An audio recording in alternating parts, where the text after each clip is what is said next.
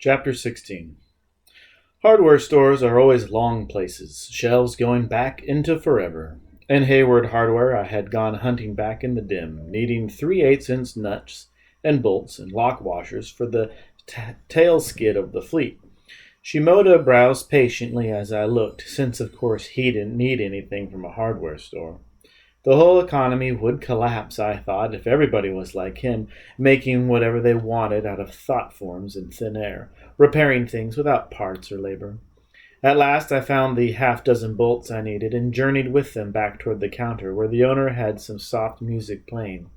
Greensleeves. It was a melody that has haunted me happily since I was a boy, played now on a lute over some hidden sound system. Strange to find in a town of 400 souls. Turned out it was strange for Hayward, too, for it wasn't a sound system at all.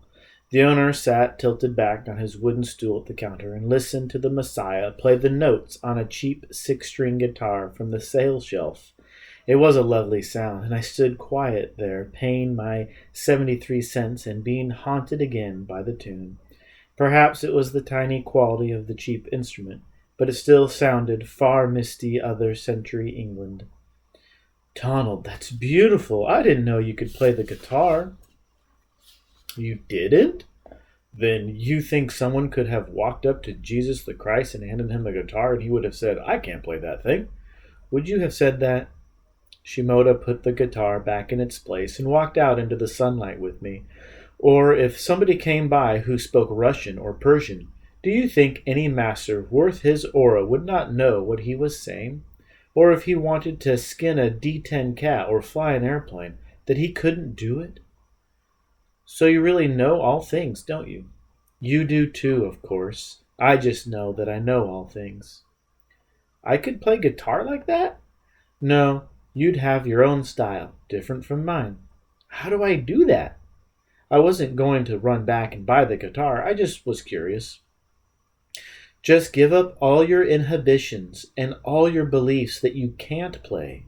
Touch the thing as though it was part of your life, which it is in some alternate lifetime. Know that it's all right for you to play it well, and let your non-conscious self take over your fingers and play. I had read something about that, hypnotic learning, where students were told they were masters of art, and so played and painted and wrote like master artists.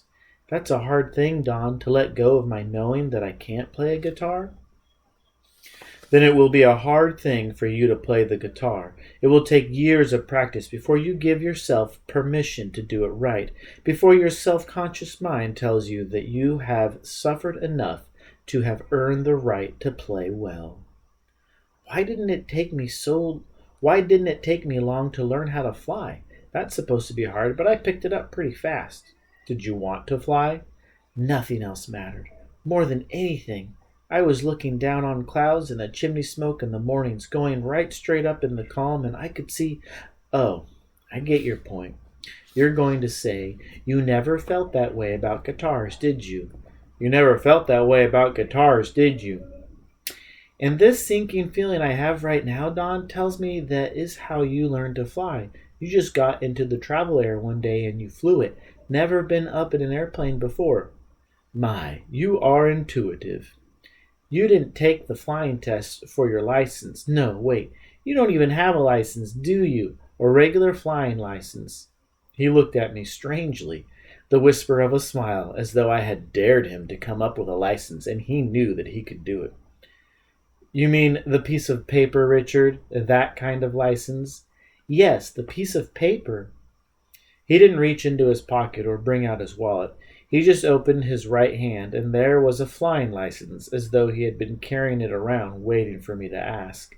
It wasn't faded or bent, and I thought that 10 seconds ago it hadn't existed at all. But I took it and looked. It was an official pilot's certificate, Department of Transportation seal on it, Donald William Shimoda, with an Indiana address. Licensed commercial pilot with ratings for single and multi-engine land airplanes, instruments, and gliders. You don't have a seaplane ratings or helicopter? I'll have those if I need to have them, he said, so mysteriously that I burst out laughing before he did. The man sweeping the floor in front of the International Harvester place looked at us and smiled too. "What about me?" I said. "I want my airline transport rating." "You're going to have to forge your own license," he said.